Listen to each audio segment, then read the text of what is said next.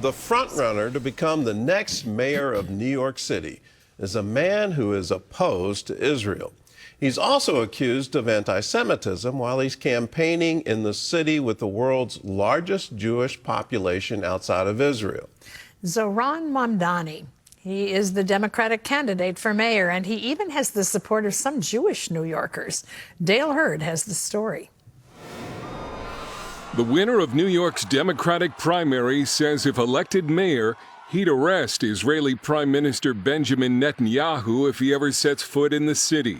Zohran Mamdani also declined to condemn the phrase globalize the intifada 3 times on NBC's Meet the Press, a slogan which means a worldwide attack against Israel and the Jewish people. Do you condemn that phrase, globalize the intifada? Ultimately, it's not language that I use. It's language I understand there are concerns about. And what I will do is showcase my vision for the city through my words and my action. Here's a Mamdani social media post making fun of Hanukkah.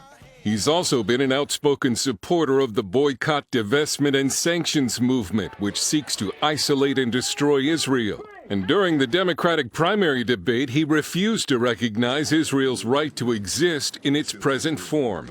Still, Zohran Mamdani insists he's not anti-Semitic and would work to protect the city's Jews. Every anti-Semite that I've ever come across in my life says they're not an anti-Semite. Former New York State Assemblyman Dov Hikind, the founder of Americans Against Anti-Semitism, says Mamdani should be judged by what he's done, not by what he says. If you join people who are chanting vicious anti-Israel, anti-Semitic chants, you're part of that, whether you say the words or not. So, just a week ago, he said, I'm going to set aside more money than ever to fight anti-Semitism.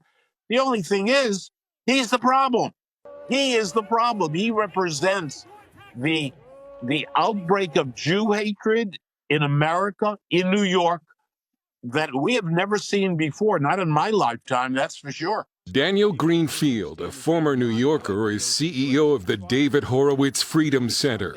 The question is, does he support the murder of Jews? Whether or not you consider yourself technically an anti-Semite does not matter very much. What has been perplexing for some has been the Jewish support for Mamdani. I'm a Jewish New Yorker. I'm a Jewish New Yorker. I'm a Jewish New Yorker. I'm a Jewish New Yorker. And I'm ranking Zohran #1 in the Democratic primary on June 24th. We asked Hikind what he makes of it. Honestly, I'm not shocked by any of it. It's part of Jewish history that we have people who betray the Jewish people. Polling shows most Jewish voters support former New York Governor Andrew Cuomo by a wide margin. He's running as an independent after losing to Mamdani by more than 12 points in the primary.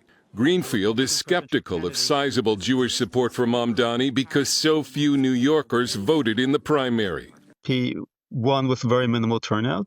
About 5 to 7% of New Yorkers actually voted for him. A socialist, Mamdani is also under fire for wanting rent freezes, city-owned grocery stores, and for this statement. Do you think that billionaires have a right to exist?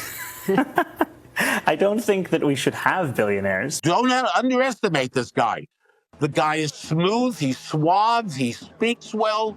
More dangerous than almost anyone else that I've come across in a very, very long time. The Mamdani campaign did not respond to our request for an interview. Meanwhile, New York's Jews and non-Jews are mobilizing to try to keep Zohran Mamdani from winning. Dale Hurd, CBN News. Well, this obviously concerns me. If you're part of the Democrat Party, it should concern you. If he becomes the standard bearer for the party, what does that mean in future elections? And you've got to hold the line here. That this is intolerable. Israel has a right to exist, and that right exists under international law, going back to the League of Nations, going back to the United Nations in 1948. Israel has a right to defend itself. And when you come against that basic right and say, no, Israel should be wiped off the map and we support intifada, that means you support the destruction of the Jewish state and the massacre of all the Jews who live there.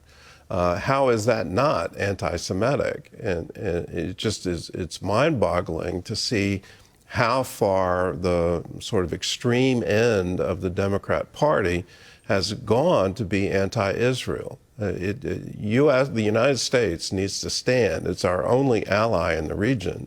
And we need to understand, if you support democracy, if you support freedom of religion, if you support freedom of assembly, if you support women's rights, well, then you support Israel. It's a lone beacon in the Middle East.